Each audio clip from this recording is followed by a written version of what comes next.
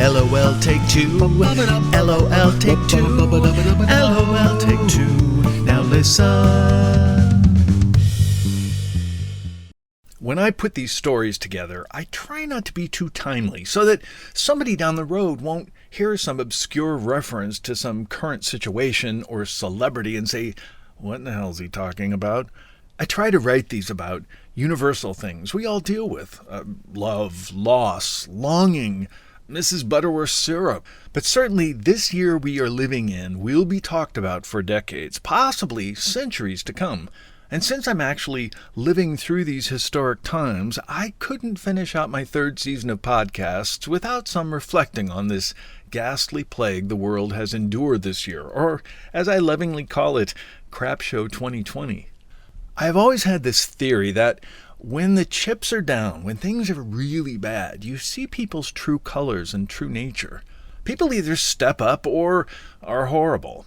Boy, we've seen folks step up this year. Nurses, doctors, farm workers, Costco cashiers, fry cooks at Denny's putting takeout orders together.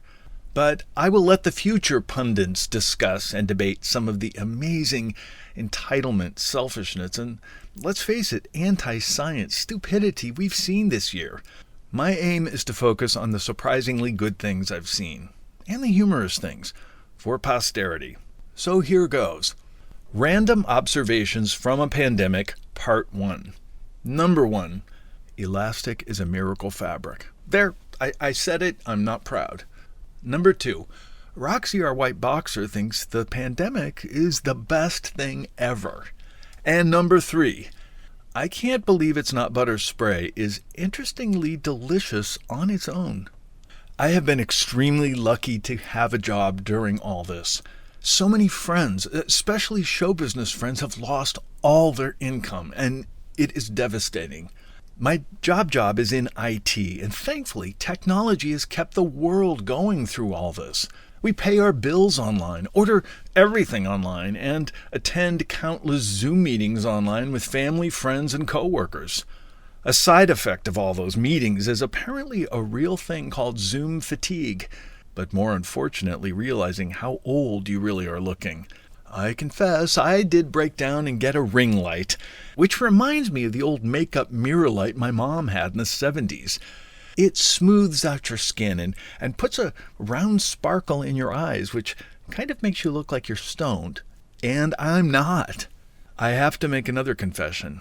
I'm a few years younger than the age threshold for senior hours at Costco.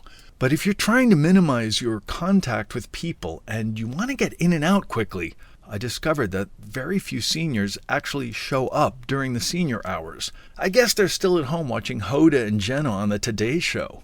And I discovered that if I show up at the stroke of 8 with slept-on hair, a fabric mask made by my friend Liz, and a second paper mask on top of that, wearing a plastic face shield held together with Scotch tape covering everything, and carrying my spray bottle of 91% rubbing alcohol. All this while clad in a retro t-shirt that only a senior would have. They waved me right into Costco. No questions asked. Either I fit in that well with the smattering of seniors, or they let me in because I look like some deranged, balding hazmat person in a Come On Get Happy Partridge Family t-shirt. I do feel slightly guilty. Slightly. After 5 months of not being able to step foot into a gym, my upper body was starting to look like that old naked woman from room 237 in the movie The Shining. You know the one that starts off looking like this hot young blonde girl that Jack Nicholson is making out with, but soon turns into this poor old wrinkled thing with tits down to her waist. Yeah, that was me 6 months into the pandemic. Not quite down to my waist, but well on their way. And for the longest time, you couldn't even buy weights. You could get toilet paper easier. But then we scored 2 sets of dumbbells, and I found this great 20-minute dumbbell upper body workout taught by this beefy southern guy who was like somebody who would have beat me up in gym class. I already feel that pump now. There's some good reps there. Good reps. Woo! Feeling the burn. And it kind of freaks me out that I find working out with him somewhat comforting in an odd way.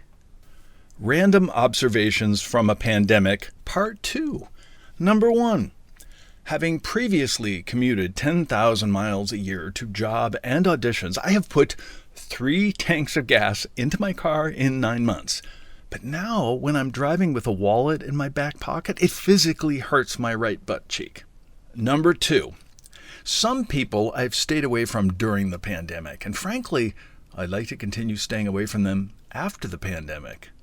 And number 3, I realized my beard grows in like I'm back in junior high. It's all spotty with dark parts and arbitrary areas. It's hideous. And after a few days, I look more like a serial killer on an episode of 2020 than some sexy George Clooney stubble guy. And frankly, I'm a little bitter. Thankfully, Bill and I, even after having been together 34 years, are enjoying each other's company during this pandemic, and that's pretty great.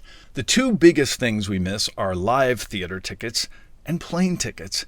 I think this is the first time in my entire adult life I haven't had a plane ticket to go somewhere. At the beginning of this year, we had a 3-week trip to China booked. Now, obviously, that didn't work out, so we swapped out 3 weeks in Greece and Turkey. Nope, had to cancel that too. Then we thought we'd just hang out on the beach in Puerto Vallarta. Well, all that went out the window. I mean, now we're lucky to get to Pacoima or Rancho Cucamonga, and we don't even want to go there. So we just stay home. To combat those Anne Frank being stuck in the attic feelings, we've really pulled out and are exercising our own traditions. Our wedding and relationship anniversary celebrations, our Thanksgiving with our traditional recipes. We even put Christmas up very early this year because, well, frankly, we needed a little Christmas. We cooked all our Christmas family recipes in advance this year so we can just chill out and enjoy the season as stress-free as possible. In fact, one of my newly acquired pandemic skills is now excelling at organizing my refrigerator and freezer and remembering where everything is. It's like a big game of concentration. The Swedish potato sausage is behind the Polish Gołąbki cabbage rolls, under the pesto on the right-hand side on the lower shelf. Yes! Back in 2009, I documented a Christmas tradition my mother had restarted of making homemade Swedish potato sausage, also called korv, every year with her childhood friend Shrin. It's a fun video, and I re-release it every year on social media. Several years after we shot it, Shrin began exhibiting signs of Alzheimer's, an affliction that took her mother. Shrin was a humorous, wonderful teacher and life force, and she ascribed to this theory that she had framed in her bedroom. It said, "Don't postpone joy." Random observations from a pandemic, part 3. Number 1, my name is Tony, and I'm an Instant Pot junkie. Number 2, I will never ever underappreciate the person who cuts my hair. Not that I ever did, but now I really won't. Bill and I cut each other's hair 3 times in the backyard. Poor Bill looked like Helen Keller had cut his hair, complete with bloodshed. And number 3, you can still buy Flobies online. 2 Decembers ago, Bill and I were on a 2-week ocean-to-ocean cruise through the historic Panama Canal for a big odometer-turning birthday for Bill. It was a fascinating journey with stops in some wonderful places, but of course, spending an entire day in the original Panama Canal was the highlight. We were docked in Panama City the day before, and we encountered a crooked cab driver who literally and figuratively took us for a ride. But eventually we made it to Old Town, our wallets much lighter. After that experience, we found a tiny little pizzeria cafe called Feeling that was just opening and overlooked the Plaza Simon Boulevard Square. We sat down, grateful we had made it there safely after the cab ride from hell, and ordered lunch and a drink, and my phone rang. It was my mom. Her best friend and co-star in the sausage video, Shrin, had just passed away back in the Midwest. She had even waited for my mom to get there and looked up at her before she died. I just lost it right there on my bar stool in Panama City. The waiter didn't know what to make of my ugly crying. This wonderful, kind soul and friend to my family since I was born was now gone. And here I was, just having a tequila placed before me in Panama City, and honestly, it felt kind of wrong. But as my mom pointed out, we were on our journey, not postponing joy, and Shrin would have been pleased. And Mom was right. So here we are in 2020, quarantined for almost an entire year, managing to stay healthy, knock on fake wood, and trying to not postpone joy. Whether it's making a call to somebody who's quarantined by themselves for a Zoom happy hour, and yes, dragging the damn ring light out again, or pulling out slideshows of our amazing travel adventures, knowing someday we will create new ones, or simply lying on the floor, petting Roxy, the white boxer, and looking up at our gorgeous Christmas tree while Johnny Mathis croons, "Over the ground lies a mantle of white." We are taking our bits of joy where we can get them and not taking any of them for granted. Thank you to everybody all across the world for listening to these 3 years worth of podcasts. They give me joy creating them. I have some new ideas for season 4 episodes to shake things up. Maybe some travelogues of our adventures in the vein of Mark Twain or Noel Coward, or pulling in some of my music creations. And of course, my theater company back in the garage in 1970s suburban Iowa offers endless material for these stories. But right now, hang in there, everybody. Be patient, be well, be vigilant. This too shall eventually pass. And most of all, practice not postponing joy, as small as it may be. I leave you with this song parody for the pandemic year 2020. I'll be home for Christmas. I'm not straying far. No need to flee. Got my TP and a very well-stocked bar. Christmas Eve will find me masked, and in my room I'll see you this Christmas.